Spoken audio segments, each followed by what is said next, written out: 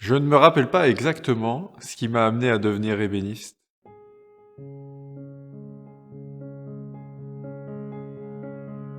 Ce qui était attirant, je pense probablement, dans ce métier, c'est l'idée que c'est un métier d'art avec une base historique de l'histoire de l'art très solide. Et en adéquation avec tout ça, une histoire technique aussi qui a beaucoup de sens, une histoire mécanique du bois que je trouvais particulièrement intéressante.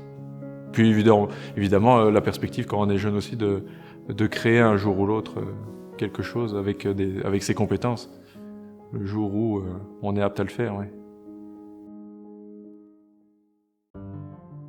Bonjour, je m'appelle Alexandre Tchéky, je suis ébéniste et créateur de meubles.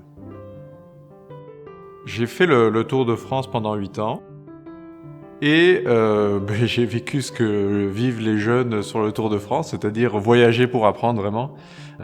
Donc l'idée c'est de changer de ville chaque année et d'apprendre avec un maître ses techniques finalement, puis finalement remplir sa valise de savoir comme ça au fur et à mesure. Et c'est vrai que ça permet de diversifier énormément ses connaissances, d'avoir beaucoup de points de vue différents, donc beaucoup de remises en question aussi.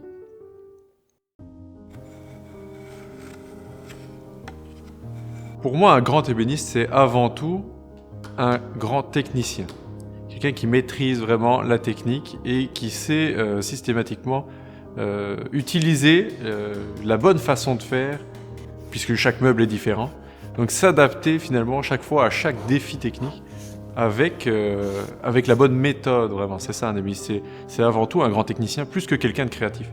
L'avantage d'avoir évidemment plus de connaissances techniques, c'est de ne pas devoir se restreindre dans ses dessins. De pouvoir dessiner en laissant de côté l'aspect technique au moment où on dessine. Pour définir des volumes, pour chercher les bois qui iront le mieux, etc. Sans jamais se poser la question « Ah non, mais dessine pas ça parce que comment est-ce que tu vas le faire ?» Il ne faut pas se poser ces questions-là, sinon on se restreint. Je suis vraiment quelqu'un qui aime la création, et pas évidemment que les miennes. Je m'appuie souvent même sur celle des autres, je ne le cache pas. Beaucoup de personnes dans l'histoire, de personnages artistiques finalement dans l'histoire, qui m'inspirent par leur façon de voir les choses, et qui peuvent être le thème ou le début d'un meuble vraiment. Dans ma vie, l'art a beaucoup de place. En général, j'écoute énormément de musique à la maison. Il y a toujours un fond musical. J'adore vraiment la musique. Et je suis assez convaincu que ça aide énormément à la création. Une forme de méditation, on va dire.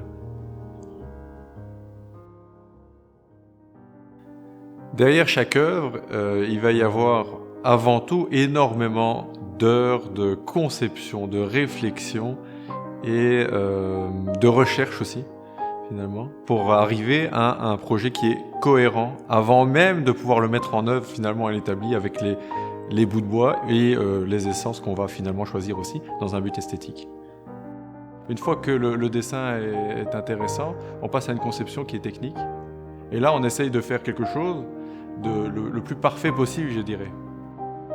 C'est vrai que quand les gens achètent une œuvre, ils achètent une période de la vie de l'artiste. Ils achètent des préoccupations, ils achètent énormément de réflexions, ils achètent des années d'apprentissage aussi dans la réalisation. Et ils s'achètent éventuellement une part du concept de la perfection. Ce qui me rend particulièrement heureux dans la conception de mes meubles, c'est l'idée de passer du dessin à la réalisation, de faire d'une idée une réalité, quelque chose de tangible, de construit de matière. S'il devait y avoir de la magie sur cette planète, je pense que ça passerait un peu par là, vraiment. C'est très simple, moi j'adore faire ça, j'aime beaucoup faire ça. J'ai plaisir à fabriquer, à usiner le bois, à diversifier justement chaque fois les commandes, etc. Repartir systématiquement sur des nouveaux défis esthétiques et donc techniques. C'est ça qui fait le plus clair de ma vision finalement de mon travail. C'est pourquoi j'aime persévérer là-dedans finalement. parce que je reste absolument convaincu qu'il n'y a absolument aucun art sans technique.